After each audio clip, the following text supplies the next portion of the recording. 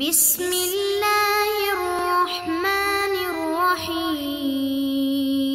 السلام علیکم ورحمۃ اللہ وبرکاتہ۔ عزیز طلباء کرام، امید ہے آپ خیریت سے ہوں گے۔ بسم اللہ الرحمن الرحیم۔ بدایت المجتہد و نہایت المقتصد کا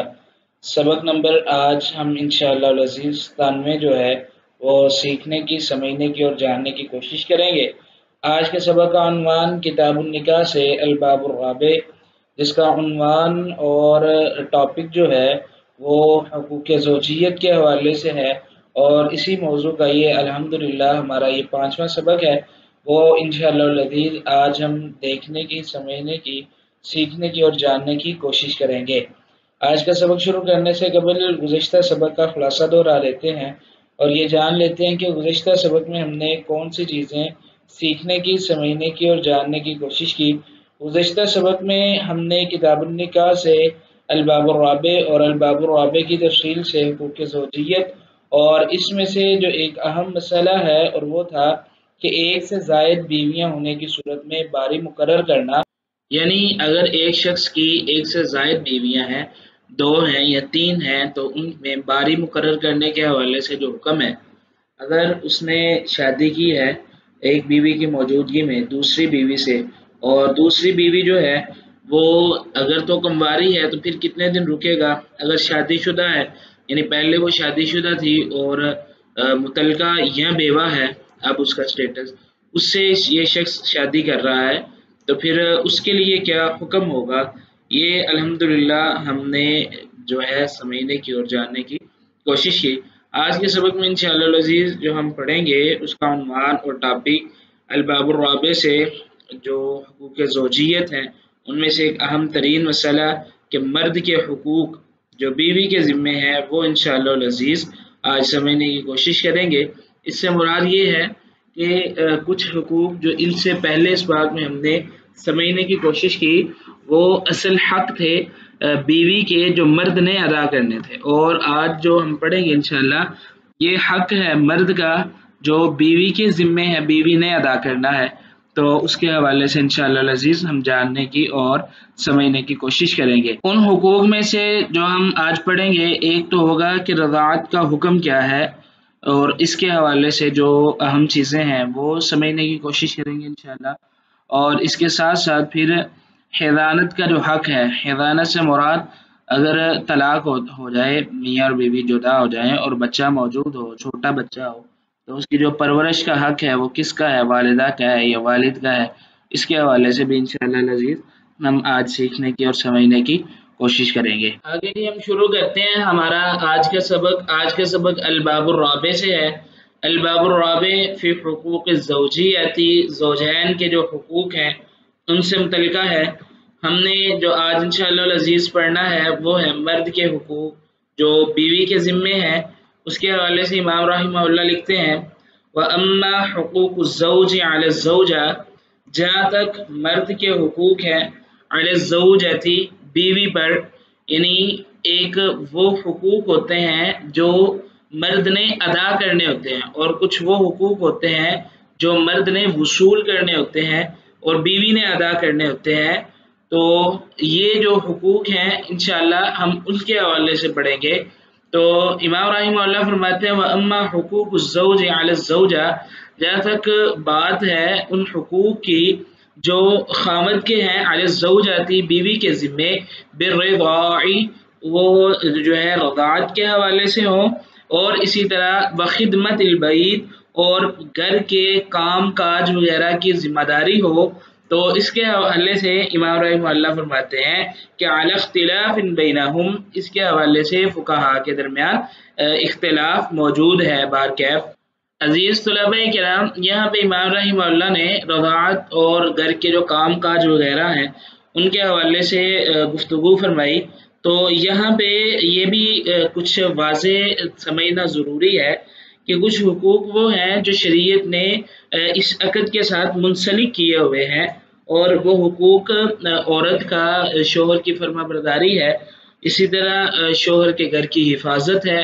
اور شوہر کی عزت کی حفاظت ہے، اسی طرح مرد کے بھی حقوق ہیں جو اس نے ادا کرنے ہوتے ہیں وہ الحمدللہ ہم پڑھ چکے ہیں، لیکن حقوق کے ساتھ ساتھ شریعت نے یہ بھی کہا ہے اعوذ باللہ من الشیطان الرجیم ولا تنسوا الفضل بینکم، کہ آپس میں فضل کو نہ بھولیں. یعنی بعض دفعہ ہوتا ہے کچھ ایسے مسائل ہوتے ہیں یا کچھ ایسے کام ہوتے ہیں جو شریعت نے تو فرض نہیں کیے، لیکن اگر ہم ان کو ادا کریں تو یہ بھی زوجین کے حقوق میں شامل ہے. مثال کے طور پہ جو ساس ہے اور سسر ہے، ان کی خدمت کے حوالے سے ایک اختلاف تو بہرکیف موجود ہے اور شریعت نے اس کو فرض بھی قرار نہیں دیا، لیکن یہ ایک بچے پہ، ایک جو بیٹا ہے اس بیٹے پہ فرض ہے کہ وہ اپنے ماں اور باپ کی خدمت کرے، لیکن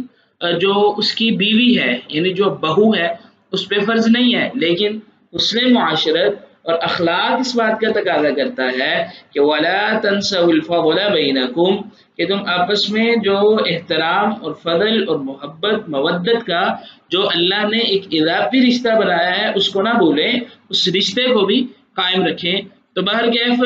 یہ اس کے حوالے سے ایک ضمناً بات تھی جو یہاں کرنا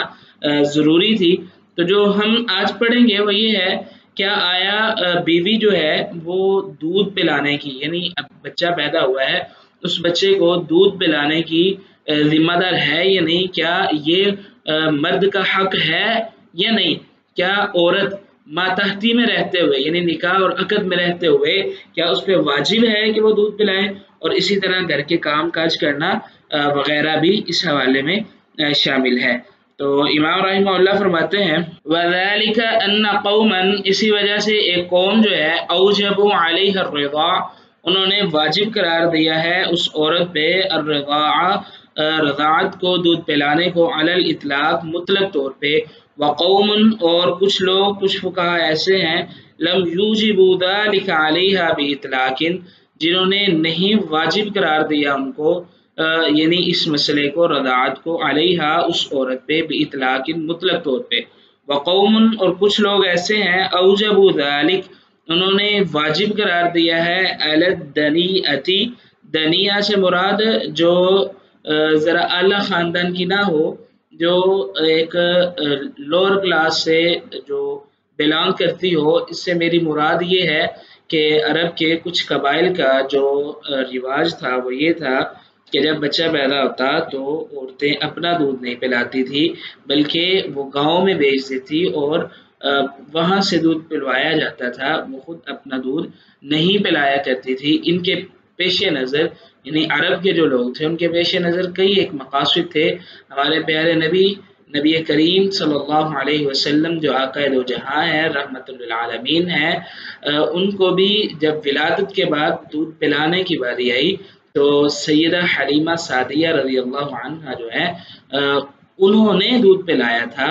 تو بہرکیف یہ جو اشراف تھے، جو مکے کے سردار تھے، بڑے بڑے قبائل تھے، یہ ان کا ایک رواج تھا، اور جو عام لوگ تھے وہ اپنے بچوں کو دودھ پلا لیتے تھے. تو اس اعتبار سے یہ بات کی گئی کہ اوجبوا علی الدنیہ، انہوں نے عام عورت جو ہے جو عام فیملی سے تعلق رکھنے والی ہے اس پہ واجب قرار دیا ہے. ولم یوجبوا ذلک، اور نہیں انہوں نے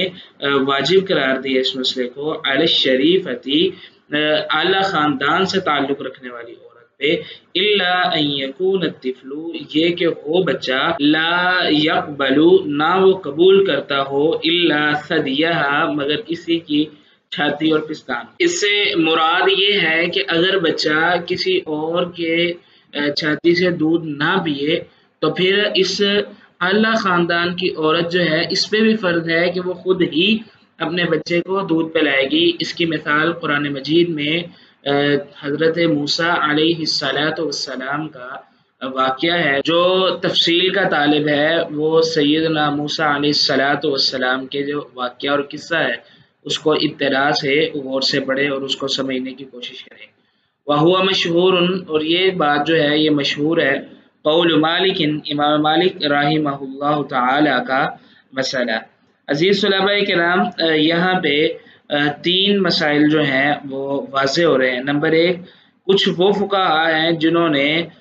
رضاعت کو واجب قرار دیا ہے، وہ امام مالک رحمہ اللہ کی روایت ہے، اور اسی طرح ابو ثور رحمہ اللہ جو ہے وہ بھی اس مسئلے میں شامل ہے۔ کچھ فقہا وہ ہیں جنہوں نے رضاعت کو واجب قرار نہیں دیا، یہ اکثر علماء کا قول ہے، اور امام ابو حنیفہ رحمہ اللہ، امام شافعی، امام احمد رحمہ اللہ وہ بھی اسی کی طرف اپنی رائے رکھتے ہیں۔ اور اسی طرح تیسرا قول یہ ہے جو کہ امام مالک رحمہ اللہ سے ہی ایک دوسری روایت ہے، جس کو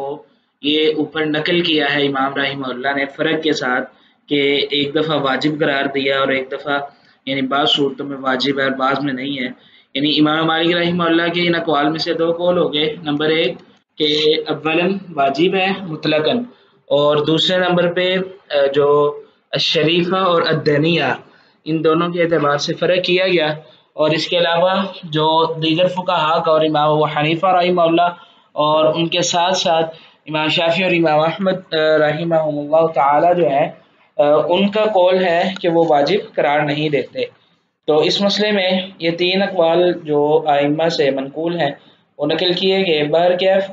باقی جو تفصیل ہے، جو تفصیل کا طالب ہے وہ ان کو امہات کتب میں دیکھے، وہ انشاءاللہ ضرور بالضرور تفصیل سے آگاہ ہوگا۔ آگے ہم دیکھتے ہیں جی، امام رحمہ اللہ فرماتے ہیں کہ وہ سبب اختلافہم، یہ واجب قرار دینے یا نہ قرار دینے کے حوالے سے جو سبب اختلاف ہے وہ یہ ہے کہ حل آیت الرضا، کیا جو رضاعت والی آیت ہے جو رضاعت کو متضمن ہے وہ متضمنۃ، کیا وہ اس بات کو متضمن ہے حکم الرضاعی، یعنی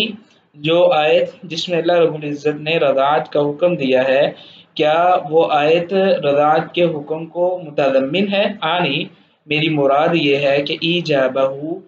اس کے واجب ہونے کو، یعنی یہ آیت جو ہم نقل کر رہے ہیں اور جس کے پیش نظر رضاعت کا حکم ہے، کیا وہ آیت وجوب کے حکم کو متضمن ہے،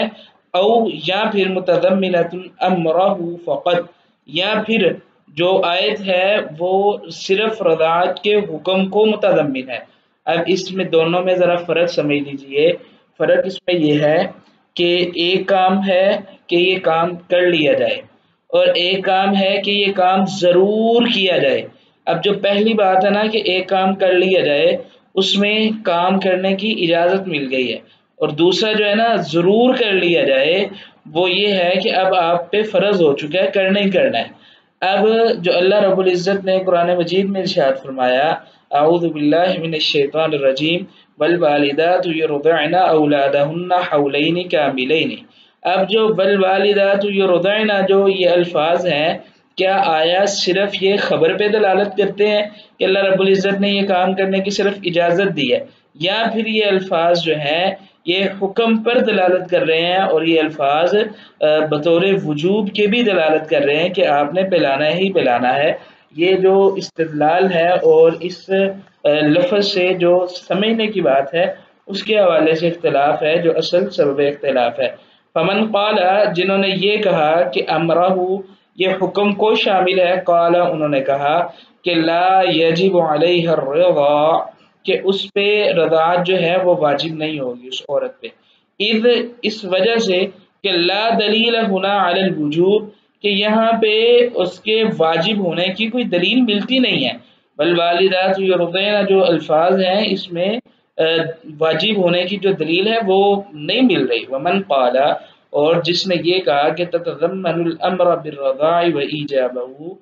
جس بندے نے یعنی جن فقہا نے یہ کہا کہ یہ تتضمن الامر یہ حکم کو، رضاعت کے حکم اور اس کے ایجاب دونوں کو شامل ہے، وانہا من الاخبار التي، اور یہ ان اخبار میں سے ہے یعنی ان خبروں میں سے ہے، التي وہ خبریں کہ مفہومها مفہوم الامر، جن اخبار کا جن خبروں کا مفہوم امر کے مفہوم کی طرح ہے، یعنی اللہ رب العزت ظاہراً وہ خبر ہی بیان کرتے ہیں لیکن وہ جو خبر ہے وہ در حقیقت امر والا حکم رکھتی ہے، تو یہ ان آیات اور ان صیغوں میں سے ہے۔ قال انہوں نے کہا پھر کہ یجب علیہا واجب ہے اس عورت پہ الارضاع دودھ پلانا، واما من فرق، اور جہاں تک ان فقہا کی بات ہے جنہوں نے فرق کیا ہے یعنی انہوں نے شریف کے حوالے سے اور جو دنیا یعنی ایک عام خاندان سے ہے، اس کے حوالے سے جنہوں نے فرق کیا ہے بین الدنیۃ والشریفہ فاعتبر فی ذلک العرف والعادہ، انہوں نے اس میں اعتبار کیا ہے عرف اور عادت کا۔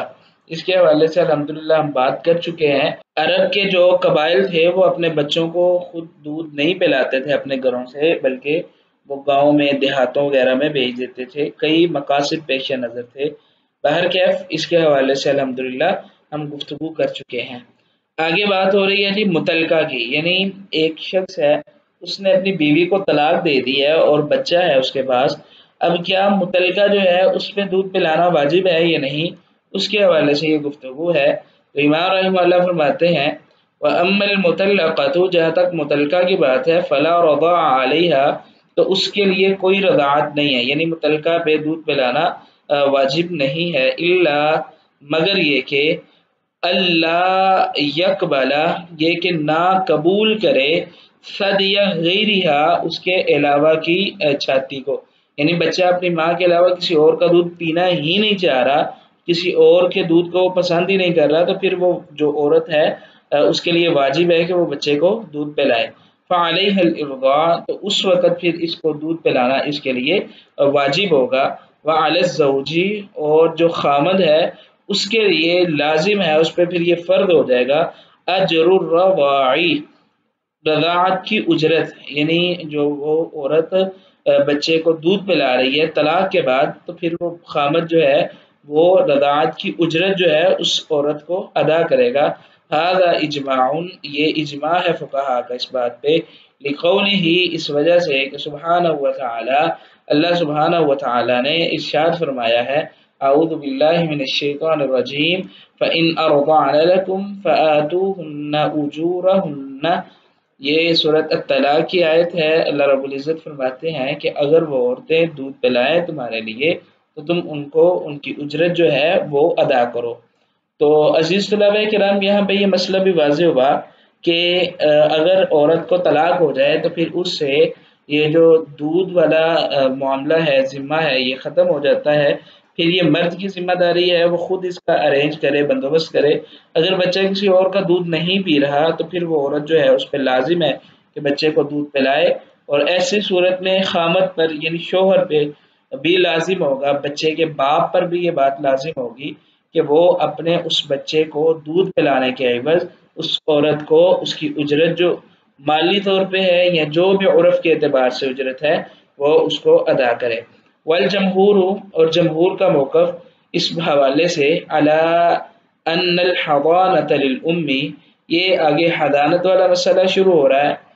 حضانت سے مراد یہ ہے پرورش کرنا، یعنی جو ماں اور باپ کے درمیان معاملات کی گڑبڑ ہو جانے کی صورت میں اگر مسائل پیدا ہوتے ہیں تو بچے کی پرورش جو ہے وہ کس کے ذمہ جائے گی، کس طرف جائے گی، تو اس کے حوالے سے ہے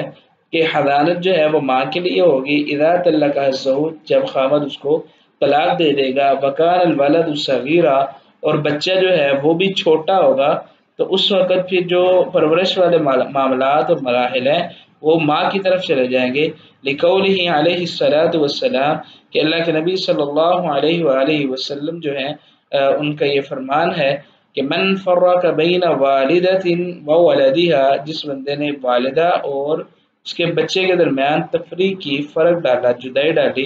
فرق اللہ بینہ وبین احبتہ یوم القیامہ، اللہ رب العزت اس کے درمیان اور اس کے محبوب ترین جو شخصیت ہوگی اس کے درمیان جدائی ڈال دیں گے قیامت والے دن۔ تو یہ ترمذی کی روایت ہے، سنن ترمذی میں موجود ہے، امام البانی رحمہ اللہ جو ہیں انہوں نے اس کو حسن قرار دیا ہے۔ تو بہرکیف یہ ایک روایت ہے اللہ کے نبی صلی اللہ علیہ وسلم کی جو اس چیز پہ دلالت کر رہی ہے کہ ماں اور بچے کے درمیان تفریق جو ہے وہ جائز نہیں ہے۔ ولی ان الامۃ، اور آگے امام رحمہ اللہ نے جو لونڈی ہے اس کے حوالے سے بات کی ہے کہ ولی ان الامۃ والمسبیہ، چونکہ لونڈی اور قیدی ان دونوں کے درمیان، یعنی اگر لونڈی کا بچہ ہے اور قیدی کا بچہ ہے ان کے درمیان بھی یہ تفریق نہیں کروائی جا سکتی۔ والمسبیہ اذا لم يفرق بینها وبین والدها فأخص بذلك الحرة، تو پھر جو آزاد عورت ہے اس کے لیے یہ روایت اولا ہے، زیادہ حق رکھتی ہے کہ اس کے لیے اس روایت کا حکم لاگو اور جاری کیا جائے۔ آگے امام رحمہ اللہ نے بیان فرمایا کہ واختلفوا، اختلاف اس بات میں ہے پھر کہ اذا بلغ الولد حد التمییز، جب وہ بچہ تمییز کی حد تک پہنچ جائے۔ اب تمییز کی حد کیا ہے، اس کے حوالے سے فقہا کی جو رائے ہے اور واضح رائے ہے اور جمہور کا جو موقف ہے، اس کے حوالے سے فقہاء اربعہ میں سے جو جمہور کا موقف ہے وہ یہ ہے کہ تمییز کی جو حد ہے وہ 7 سال کی عمر ہے، کیونکہ اللہ کے نبی صلی اللہ علیہ وسلم نے فرمایا کہ مروا ابناءکم بالصلاۃ لسبع، جب 7 کے ہو جائیں تو پھر تم ان کو نماز کا حکم دو۔ 7 سال کی عمر میں بچہ کچھ سمجھ بوجھ والا ہو جاتا ہے، عقل مند تو خط نہیں کہہ سکتے، لیکن وہ اتنا بڑا ہو چکا ہوتا ہے کہ وہ کھانا خود کھا سکتا ہے، اپنے قضائے حاجت کے جو معاملات ہیں وہ خود دیکھ سکتا ہے۔ تو اس کے حوالے سے فقہا کی رائے یہ ہے کہ 7 سال جو ہے یہ حد تمییز کی عمر ہے۔ فقال قوم، بعض فقہا نے کہا کہ یخیر، اس بچے کو اختیار دیا جائے گا، ومنہم الشافعی، اور جو اختیار والے قول ہے، جو اختیار والا موقف ہے وہ امام شافعی رحمہ اللہ کا ہے۔ ان کے نزدیک یہ ہے کہ بچے کو اختیار دیا جائے کہ بچہ جس طرف جانا چاہے وہ خود چلا جائے۔ واحتجوا بأثر ورد فی ذلک، اور انہوں نے دلیل پکڑی ہے اس اثر سے جو وارد ہوا ہے اس مسئلے میں۔ وباقیہ قوم، اور باقی فقہا جو ہیں ان کی رائے یہ ہے علی الاصل کہ وہ اسی طرح رہے گا، لأنہ لم یصح عندهم، کیونکہ وہ حدیث ان کے نزدیک درست اور جائز نہیں ہے، هذا الحدیث، یہ والی حدیث۔ والجمہور، اور جمہور فقہا جو ہیں وہ اس بات کے قائل ہیں کہ علی ان تزویجہ لغیر الابی، کہ اگر عورت آگے شادی کر لے، آگے جو ہے وہ اپنا نکاح کر لیتی ہے، اس وقت پھر حکم یہ ہے کہ یقطع الحوانہ، اس عورت کے لیے جو حضانت ہے یعنی پرورش کے جو اس کو شریعت نے حق دیا تھا وہ ختم ہو جاتا ہے، وہ ٹوٹ جاتا ہے۔ لما رویہ، اس وجہ سے کہ روایت کی گئی ہے، ان رسول اللہ صلی اللہ علیہ وسلم، بے شک اللہ کے نبی صلی اللہ علیہ وسلم نے، قال، اپنے فرمایا ایک عورت کو کہ انتی احق بہ ما لم تنکحی، کہ تو اپنے بچے کا زیادہ حق رکھتی ہے جب تک تو آگے نکاح نہ کر لے۔ ومن لم یصح عنده، جن کے نزدیک یہ روایت درست نہیں ہے، هذا الحدیث، یہ حدیث، طرد الاصل، انہوں نے اصل کی طرف ہی لوٹایا ہے۔ واما نقل الحضانہ، اور جہاں تک یہ پرورش کو منتقل کرنا ہے، من الام الی غیر الابی، ماں سے غیر باپ کی طرف، یعنی اس نے آگے نکاح کر لیا تو غیر باپ ہے اس کی طرف منتقل کرنا، فلیس فی ذلک شیء، اس میں کوئی بھی ایسی چیز نہیں ہے، یعنی کوئی بھی اس میں ایسی کوئی دلیل نہیں ہے کہ یعتمد علیہ، جس پر اعتماد کیا جا سکے۔ تو عزیز طلباء کرام، ہمارا یہ آج کا الحمدللہ ہم پڑھ چکے ہیں، تو اب ہم اپنے آج کے سبق کا خلاصہ دیکھ لیتے ہیں۔ آج کے سبق میں ہم نے الباب الرابع سے، الباب الرابع کی تفصیل سے حقوق زوجیت، مرد کے حقوق جو بیوی کے ذمہ ہے، اس میں رضاعت کا حکم اور حضانت جو ہے اس کے حکم کے حوالے سے الحمدللہ ہم نے سمجھنے کی اور جاننے کی کوشش کی، اور اسی کے ساتھ الحمدللہ ہمارا جو الباب الرابع ہے وہ مکمل ہو چکا ہے۔ اگلے سبق میں انشاءاللہ العزیز جو ہم پڑھیں گے وہ کتاب النکاح سے، سب سے پہلے اگلے سبق میں ہم الباب الرابع کا اجمالی خاکہ دیکھیں گے، اور اس کے بعد الباب الخامس جو ہے اس کا تعارف اور تفصیل جو ہے ابتدائی طور پہ وہ بھی انشاءاللہ العزیز ہم دیکھیں گے اور سمجھنے کی کوشش کریں گے۔ اگلے سبق سے پہلے آپ یہ سوال حل کریں۔ سوال یہ ہے کہ ایک سے زائد بیویاں ہونے کی صورت میں باری مقرر کرنے کا حکم کیا ہے؟ اس کے حوالے سے فقہا کی آراء اور ادلہ جو ہیں ان کو یاد کریں اور ضبط کرنے کی کوشش کریں۔ تب تک کے لیے اللہ حافظ، اپنا خیال رکھیے گا۔